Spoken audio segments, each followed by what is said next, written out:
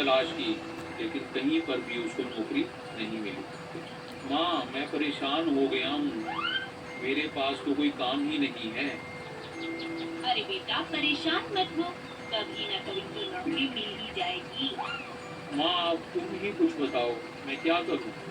तू एक काम कर, कुछ दिन के लिए अपनी दादी के पास चला जा, तेरा मन भी लग जाएगा। कबीर दूसरे दिन ही अपनी दादी के यहाँ चला जाता है।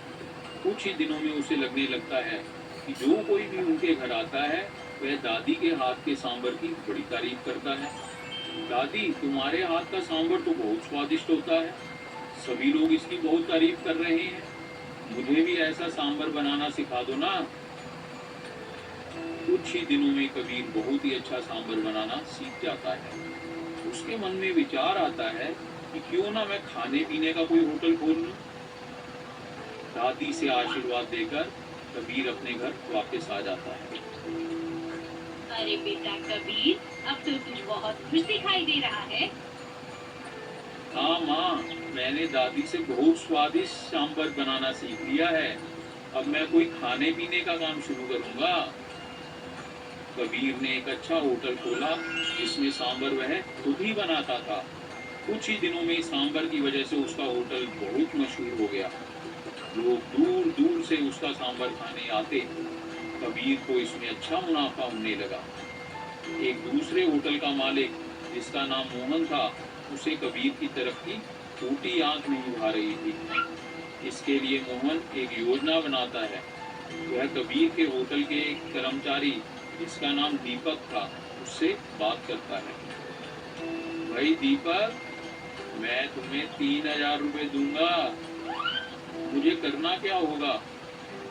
जब तुम्हारे यहाँ सांबर बन जाए तो उसमें ज्यादा नमक मिला दिया करो। ऐसा करने से तुम्हारे यहाँ ग्राहक आने कम हो जाएंगे और मेरे यहाँ बढ़ जाएंगे। दीपक मान जाता है। अगले दिन से जैसे ही सांबर बनकर तैयार हो जाता है, दीपक चुपके से उसमें नमक मिला देता है। इस सब से ग्राहकों की शिकायतें बढ़ने लगती हैं।